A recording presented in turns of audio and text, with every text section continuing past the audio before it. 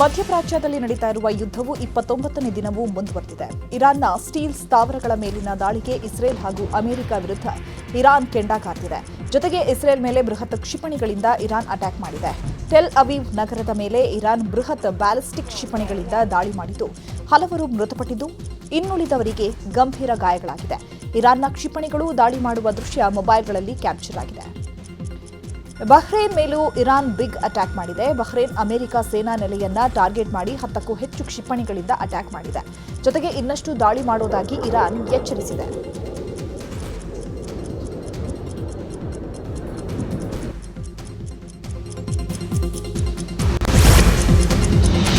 ಇರಾನ್ನ ಬುಶೆಹರ್ ಪರಮಾಣು ವಿದ್ಯುತ್ ಸ್ಥಾವರದ ಮೇಲೆ ಮತ್ತೆ ದಾಳಿ ಮಾಡಲಾಗಿದೆ. ಇಸ್ರೇಲ್ ಹಾಗೂ ಅಮೆರಿಕ ಸೇನೆ ಜಂಟಿಯಾಗಿ 3ನೇ ಬಾರಿ ಅಟ್ಯಾಕ್ ಮಾಡಿದೆ ಅಂತ ಪರಮಾಣು ಶಕ್ತಿ ಸಂಸ್ಥೆ ಮಾಹಿತಿಯನ್ನು ಕೊಟ್ಟಿದೆ. ಇರಾನ್ ದಾಳಿಗೆ ಕೌಂಟರ್ ಕೊಡ್ತಿರುವಂತಹ ಇಸ್ರೇಲ್ ಕೂಡ ದಾಳಿ ಮುಂದುವರೆಸಿದೆ. ಇರಾನ್ನ ಟೆಹರಾನ್ ಮತ್ತು ಇಸ್ಫಹಾನ್ ಮೇಲೆ ಇಸ್ರೇಲ್ ಹಾಗೂ ಅಮೆರಿಕ ಜಂಟಿ ದಾಳಿ ಮುಂದುವರೆಸಿದೆ. ಜಂಟಿ ದಾಳಿಯಲ್ಲಿ ಹಲವು ಕಟ್ಟಡಗಳು ಹೊತ್ತಿ ಉರಿದಿದೆ. ಇರಾನ್ ವಿರುದ್ಧ ನಡೀತಾ ಇರುವ ಯುದ್ಧದಲ್ಲಿ ಅಮೆರಿಕ ಸೇನೆ 4 ವಾರಗಳಲ್ಲಿ 850ಕ್ಕೂ ಹೆಚ್ಚು ಟೊಮಾಹ್ಯಾಕ್ ಮಿಸೈಲ್ಗಳನ್ನು ಬಳಸಿದೆ. ಇದು ಪೆಂಟಗನ್ ಅಧಿಕಾರಿಗಳ ಆತಂಕಕ್ಕೆ ಕಾರಣವಾಗಿದೆ. ಯಾಕಂದ್ರೆ ಅಮೆರಿಕ ವರ್ಷಕ್ಕೆ 90 ಟೊಮಾಹ್ಯಾಕ್ ಕ್ಷಿಪಣಿಗಳನ್ನು ಮಾತ್ರ ಖರೀದಿ ಮಾಡುತ್ತೆ. ಆದರೆ ಕೇವಲ 4 ವಾರಗಳಲ್ಲಿ ಅಮೆರಿಕ ಸೇನೆ 850ಕ್ಕೂ ಟೊಮಾಹ್ಯಾಕ್ ಮಿಸೈಲ್ಗಳನ್ನು ಬಳಸಿದೆ. ಇನ್ನು 2026ನೇ ಹಣಕಾಸು ವರ್ಷಕ್ಕೆ ಅಮೆರಿಕ ನೌಕಾಪಡೆ ಕೇವಲ 57 ಮಿಸೈಲ್ಗಳ ಖರೀದಿಗೆ ಮನವಿ ಮಾಡಿದೆ. ಇರಾನ್ ಮತ್ತು ಇಸ್ರೇಲ್ ಅಮೆರಿಕ ನಡುವಿನ ಯುದ್ಧದಲ್ಲಿ ಹರ್ಮುಜ್ ಜಲಸಂಧಿ ಈಗ ಪ್ರಮುಖ ಟಾರ್ಗೆಟ್ ಆಗಿದೆ. ಈಗಾಗಲೇ ಹರ್ಮುಜ್ ಜಲಸಂಧಿಯಲ್ಲಿ ಹಲವು ಹಡಗುಗಳು ಸಿಲುಕಿವೆ. ಅಮೆರಿಕ ಹರ್ಮುಜ್ ಜಲಸಂಧಿಯನ್ನ ಮುಕ್ತಗೊಳಿಸಬೇಕು ಅಂತ ಕಂಡೀಷನ್ ಹಾಕಿದ್ರು. ಇರಾನ್ ಕೇವಲ ಮಿತ್ರ ರಾಷ್ಟ್ರಗಳಿಗೆ ಮಾತ್ರ ಹರ್ಮುಜ್ ಜಲಸಂಧಿಯನ್ನ ಓಪನ್ ಮಾಡಿದೆ. ಈ ಬಗ್ಗೆ ಮಾತನಾಡ್ತಾ ಟ್ರಂಪ್ ಹರ್ಮುಜ್ ಜಲಸಂಧಿಗೆ ಜಲಸಂಧಿ ಎಂದು ಹೊಸದಾಗಿ ಟ್ರಂಪ್ ಜಲಸಂಧಿ ಅಂತ ನಾಮಕರಣ ಮಾಡಿದ್ದಾರೆ. ಇನ್ನು ಮಿಯಾಮಿಯಲ್ಲಿ ಮಾತನಾಡಿದ ಟ್ರಂಪ್ ಜಲಸಂಧಿಯನ್ನ ತೆರೆಯಬೇಕು ಅಂದ್ರೆ ಹರ್ಮುಜ್ ಜಲಸಂಧಿ ಅಂತ ತಮಾಷೆ ಮಾಡಿದ್ರು. ಈ ವೇಳೆ ತಕ್ಷಣ ಎಚ್ಚೆತ್ತ ಟ್ರಂಪ್ ಕ್ಷಮಿಸಿ ಅಂತ ಹೇಳಿದ್ರು. We're negotiating now, and it'd be great if we could do something, but they have to open it up. They have to open up the Strait of Hormuz. Excuse me for this. I'm so sorry.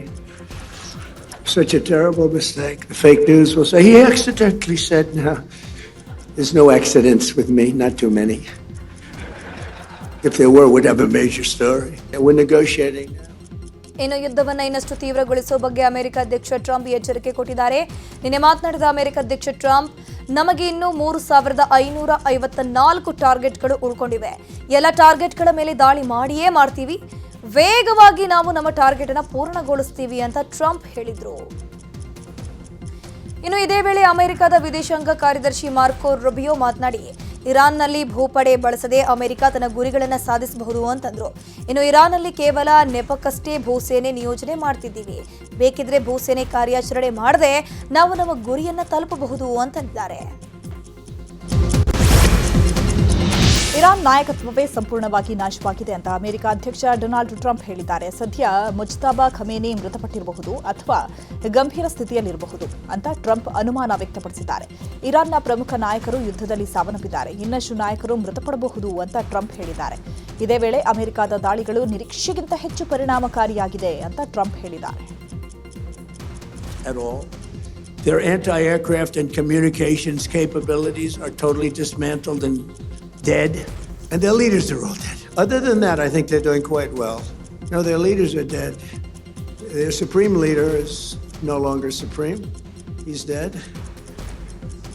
Son is either dead or in very bad shape because nobody's heard from him. I think he says, just keep me out of this. ಕೊಲ್ಲಿ ರಾಷ್ಟ್ರಗಳ ಯುದ್ಧಕ್ಕೆ ಈಗ Yemen ಕೂಡ entry ಆಗಿದೆ. Iran ಬೆಂಬಲಿಸಿ Israel ಮೇಲೆ Yemen ಕ್ಷಿಪಣಿ ದಾಳಿ ನಡೆಸ್ತಾ ಇದೆ. ಆದರೆ ಯೆಮನ್ ಕ್ಷಿಪಣಿಯನ್ನು ಇಸ್ರೇಲ್ ಪಡೆಗಳು ಹೊಡೆದುರುಳಿಸಿವೆ. ಯುದ್ಧ ಶುರುವಾದಾಗಿನಿಂದ ಸುಮ್ಮನಿದ್ದ ಯೆಮೆನ್ ಈಗ ಇಸ್ರೇಲ್ ಮೇಲೆ ಮೊದಲ ದಾಳಿ ನಡೆಸಿದೆ. ಅರಬ್ ರಾಷ್ಟ್ರಗಳ ಮೇಲೆ ಇರಾನ್ ದಾಳಿ ಮುಂದುವರೆಸಿದೆ. ದುಬೈ ಮತ್ತು ಅಬುದಾಬಿ ಮೇಲೆ ಇರಾನ್ ಕ್ಷಿಪಣಿಗಳಿಂದ ದಾಳಿ ನಡೆಸ್ತಾ ಇದೆ. ಸದ್ಯ ಅಬುದಾಬಿಯಲ್ಲಿ ಇರಾನ್ ಹಾರಿಸಿದ ಕ್ಷಿಪಣಿಗಳನ್ನು ತಡೆಹಿಡಿಯಲಾಗಿದೆ. ಆದರೆ ಕೆಝಡ್ ಪ್ರದೇಶದಲ್ಲಿ ಕ್ಷಿಪಣಿಗಳ ಅವಶೇಷ ಬಿದ್ದು 5 ಭಾರತೀಯರು ಗಾಯಗೊಂಡಿದ್ದಾರೆ. ಇನ್ನು ಹಲವೆಡೆ ಬೆಂಕಿ ಕಾಣಿಸಿಕೊಂಡಿದ್ದು ಯಶಸ್ವಿಯಾಗಿ ನಂದಿಸಲಾಗಿದೆ. ಮಧ್ಯಪ್ರಾಚ್ಯದಲ್ಲಿ ಯುದ್ಧ ಹಿನ್ನೆಲೆ ಭಾರತದ ಹಡಗುಗಳು ಪರ್ಷಿಯನ್ ಕೊಲ್ಲಿಯಲ್ಲಿ ಸಿಕ್ಕಿಹಾಕೊಂಡಿವೆ. ಯುದ್ಧ ಶುರುವಾದಾಗಿನಿಂದಲೂ ಕೇವಲ 5-6 ಹಡಗುಗಳು ಮಾತ್ರ ಭಾರತಕ್ಕೆ ಬಂದಿದೆ. ಈಗ 12 ಹಡಗುಗಳಿಗೆ ಭಾರತಕ್ಕೆ ಹೋಗೋಕೆ ಅನುಮತಿ ಸಿಕ್ಕಿದೆ. ಪರ್ಷಿಯನ್ ಕೊಲ್ಲಿಯಿಂದ ಹೊರಡೋಕೆ ಭಾರತದ 2 ಹಡಗುಗಳಿಗೆ ಅನುಮತಿಯನ್ನು ನೀಡಲಾಗಿದೆ. ತೈಲ ಹೊತ್ತ 2 ಹಡಗುಗಳು ಹರ್ಮುಜ್ ಜಲಸಂಧಿ ದಾಟಿದ ನಂತರ ಅವುಗಳಿಗೆ ಭಾರತೀಯ ನೌಕಾಪಡೆ ಎಸ್ಕಾಟ್ ಕೊಡಲಿದೆ. ಭಾರತೀಯ ಧ್ವಜ ಹೊತ್ತ ಟ್ಯಾಂಕರ್ಗಳಿಗೆ ಸದ್ಯ ಇರಾನ್ ಅನುಮತಿ ಸಿಕ್ಕಿದೆ. ಆರ್ಎಸ್ಎಸ್ ಪ್ರಮುಖ ನಾಯಕ ಮೋಹನ್ ಭಾಗವತ್ ಬೆಳಗಾವಿ ಜಿಲ್ಲೆಯ ಪ್ರವಾಸದಲ್ಲಿದ್ದಾರೆ. ಚಿಕ್ಕೋಡಿಯ ಯಡ್ಯೂರ ಕಾಡದೇವರ ಮಠದ ಯುವ ಸಮಾವೇಶದಲ್ಲಿ ಪಾಲ್ಗೊಂಡಿದ್ದಂತಹ ಮೋಹನ್ ಭಾಗವತ್ ಯುದ್ಧದ ಬಗ್ಗೆ ಮಾತನಾಡಿದರು. ಈ ಯುದ್ಧ ಎಷ್ಟು ದಿನ ನಡೆಯುವ ಆತಂಕ ಕಾಡ್ತಿದೆ. ನಾನು ಹಾಗೂ ನನ್ನದು ಅನ್ನುವ ಕಾರಣಕ್ಕೆ ಯುದ್ಧ ನಡೀತಾ ಇದೆ. ಭಾರತದ ಜೊತೆಗೆ ಎಲ್ಲಾ ರಾಷ್ಟ್ರಗಳು ಸ್ನೇಹ ಸಂಬಂಧ ಇಟ್ಕೊಂಡಿದೆ ಅಂತ ಹೇಳಿದರು. इस्राइल और अमेरिका की जो लड़ाई चल रही है वो उतनी पुरानी नहीं है, लेकिन उतनी पुरानी हो जाएगी क्या, इसका खतरा तो लगता है। और कारण क्या है? कारण कुछ नहीं, मैं और मेरा इतना ही देखना। एक बार अमेरिका के वकील मुझे मिलने के लिए आए, बेचारे मुझे मिलकर चले गए, उसका समाचार छपा तो उनकी नौकरी चली गई। लेकिन जब आए तब ऐसे ही नहीं मिलने को आते, वो लोग जरा जांच पड़ताल करते। तो बहुत फायदा है इसमें। वी आर नेचुरल फ्रेंड्स, मतलब बिल्कुल है। Naturally everybody is friend with India, Bharat के लोगों से। तो देखिए इतना अच्छा व्यापार का रिश्ता हो। ಮಧ್ಯಪ್ರಾಚ್ಯದಲ್ಲಿನ ಯುದ್ಧ ಪ್ರಸ್ತಾಪಿಸಿ ಪ್ರಧಾನಿ ಮೋದಿ ವಿರುದ್ಧ ಸಚಿವ ಎಂಬಿ ಪಾಟೀಲ್ ವಾಗ್ದಾಳಿ ನಡೆಸಿದ್ದಾರೆ. ಈ ಬಗ್ಗೆ ಬೆಂಗಳೂರಲ್ಲಿ ಮಾತನಾಡಿರುವ ಎಂಬಿ ಪಾಟೀಲ್, ಮೋದಿ ಇಸ್ರೇಲ್ಗೆ ಹೋಗಿ ಬಂದ ಮರುದಿನವೇ ಯುದ್ಧ ಘೋಷಣೆಯಾಗಿದೆ. ಇದರಿಂದ ವಿದೇಶಾಂಗ ನೀತಿ ವಿಫಲವಾಗಿ ಹೋಗಿದೆ. ಇರಾನ್ ಭಾರತದ ಸ್ನೇಹ ರಾಷ್ಟ್ರ. ನಮ್ಮ ಹಡಗುಗಳನ್ನು ಬಿಡ್ತಾ ಇದ್ದಾರೆ. ಇಲ್ದಿದ್ರೆ ನಮ್ಮ ಗತಿ ಏನಾಗ್ತಿತ್ತು? ಕಾರ್ಖಾನೆಗಳಿಗೆ ಇಂಧನ ಕೊರತೆ ಹೆಚ್ಚಾಗಿದೆ. ಪ್ರಧಾನಿ ಮೋದಿಯವರದ್ದೇ ಪ್ರತ್ಯೇಕ ವಿದೇಶಾಂಗ ನೀತಿ ಜಾರಿಯಾಗಿದೆ ಅಂತ ಕಿಡಿಕಾರಿದರು. ಕಷ್ಟ ಆಗ್ತಾ ಇದೆ. ಎಲ್ಲರೂ ಕೂಡ ಆಶಿಸ್ತಿದ್ದಾರೆ ಬೇಗ ಇದು ಮುಗಿದ್ರೂ ಕೂಡ ಮತ್ತೆ 2 ವರ್ಷ ಭಾಳ ಕಷ್ಟ ಆಗ್ತದೆ. ಇದು ಸ್ವಾಭಾವಿಕವಾಗಿ ಈ ತೈಲ ಇದರಿಂದ ಎಲ್ಲನೂ ಕೂಡ ಎಫೆಕ್ಟ್ ಆಗ್ತದೆ. ನಮ್ಮ ಪ್ರಧಾನಮಂತ್ರಿಗಳು ಏನು ಫಾರಿನ್ ಪಾಲಿಸಿ ಒಂದೊಂದು ಥರ ಹೇಳ್ಬಿಡ್ತಾರೆ. ಅವರು ಸುಮ್ಮನೆ ಇರಾನ್ದವರು ನಾವು India is a friendly state ಅಂತ ಹೇಳಿದ್ರು. ಇವರು ಇಸ್ರೇಲ್ಗೆ ಹೋಗಿ ಫಾದರ್ ಆಫ್ ದ ವರ್ಲ್ಡ್ ಅಂತ ಇವ್ರು ಹೇಳಿ ಮರುದಿವಸ ಯುದ್ಧ ಪ್ರಾರಂಭ ಆಗುತ್ತೆ. ಇರಾನ್ ಕೂಡ ಇವತ್ತಿನ ದಿವಸ ನಮಗೆ ಯಾವಾಗಲೂ ಕೂಡ ಫ್ರೆಂಡ್ಲಿ ನೇಷನು.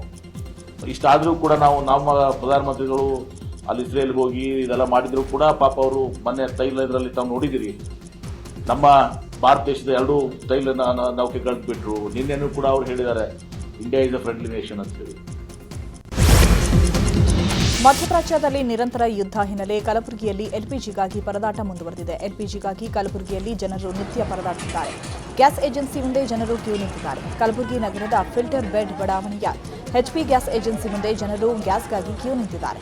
ವಾರಗಟ್ಟಲೆ ಅಲೆದರೂ ಸಿಲಿಂಡರ್ ಸಿಗ್ತಿಲ್ಲ ಅಂತ ಗ್ರಾಹಕರು ಆಕ್ರೋಶವನ್ನು ವ್ಯಕ್ತಪಡಿಸಿದ್ದಾರೆ. ನಿತ್ಯದ ಕೆಲಸ ಬಿಟ್ಟು ಜನರು ಗ್ಯಾಸ್ಗಾಗಿ ಅಲೆದಾಡುತ್ತಿದ್ದಾರೆ.